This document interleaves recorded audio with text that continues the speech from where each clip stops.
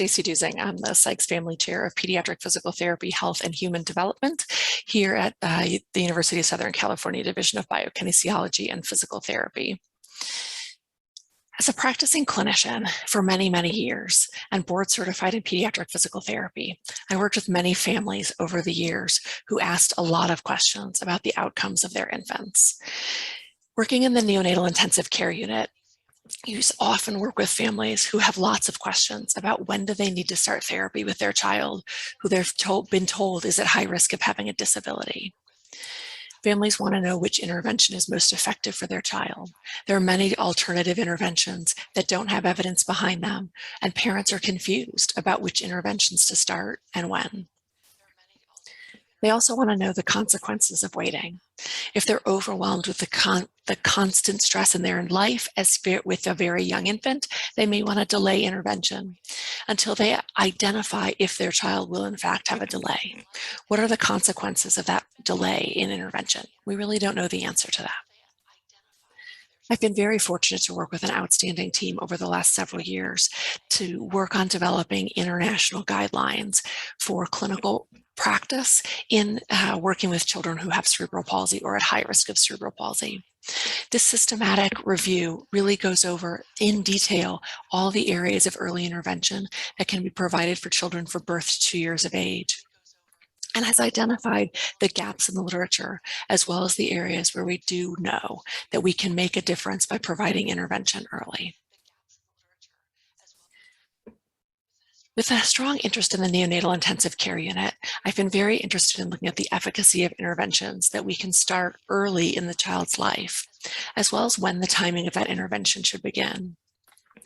This multi-site clinical trial funded by the National Institute of Health is evaluating the efficacy of an intervention we call SPEEDY, or Supporting Play, Early Exploration and Development Intervention. It really is designed to bridge the gap between the neonatal intensive care unit and home. Infants in the NICU are getting medically based therapy services, but when they go home, therapy services for children are typically educationally based. This is a gap that families don't know how to get services started, oftentimes when they get home, and there are delays in actually getting therapy services started. So if you think about an adult who's had a stroke, we usually start therapy services immediately. Infants who are born preterm at high risk of having brain damage, or infants who have had an anoxic event at birth, we often are waiting 4, 6, 12 months before they're starting intervention. That makes a very stressful time for families. So this intervention is designed around 2 phases to provide intervention during periods of time when there are currently gaps in services. This is a 3-arm clinical trial, so it's allowing us to also look at when does intervention start. So SPEEDY Early starts in the neonatal intensive care unit, while SPEEDY Late is timed to start around the time usual care would begin for children who had been discharged from the NICU, so around 4 months of adjusted age. The same exact principles are applied in terms of the intervention, just at an early or a late stage. When you look at development in young children, one of the most important things to keep in mind is that we have to think about multiple areas of development. We have to think about how our intervention impacts the family unit and the bond between a parent and their infant, how it impacts cognition and motor skills, because these are highly interrelated.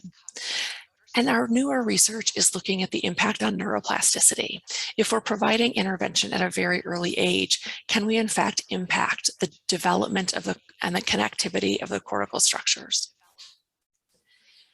In addition to the trial looking at the SPEEDY intervention in person, we were fortunate to get funding from the Australian government just prior to the onset of COVID-19 to look at a telemedicine modification.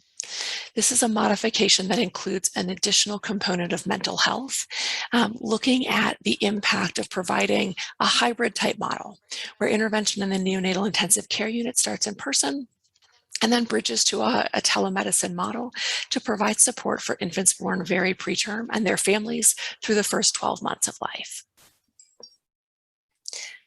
In addition to looking at the transition from the neonatal intensive care unit to home, we know many children are diagnosed with cerebral palsy at a slightly older age or with developmental delays, and we still don't know which interventions are the best for them or the impact of the dose of intervention versus the principles of that intervention. The Start Play study, which is in its 7th year of funding from the Department of Education, has closed to enrollment and is just finishing data collection for 3 years post-baseline for the children who were enrolled. These 130 children received either usual care, early intervention services, whatever they would typically get in the community, or usual care plus the Start Play intervention. Start Play is a physical therapy intervention that's focused on motor-based problem solving and stands for sitting together and reaching to play.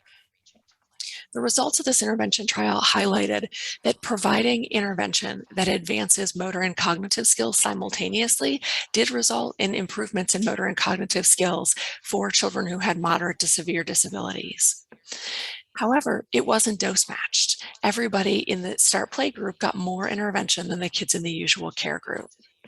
So the SIT-PT project is designed to address that limitation while keeping the principles of the intervention different between the two groups. The dose of intervention is exactly matched. So more PT stands for movement orientation and exercise, and is typically based on what is usually provided as physical therapy in the community based on what the observations we made during the original Start Play study.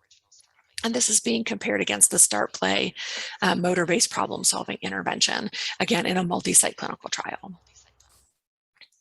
Our hope is that the combination of each of these studies together will allow us to answer some of these important questions for families. No study alone can answer these questions, but in combination, we may be able to provide parents the information that they need to be able to provide the best possible care that they can for their infant.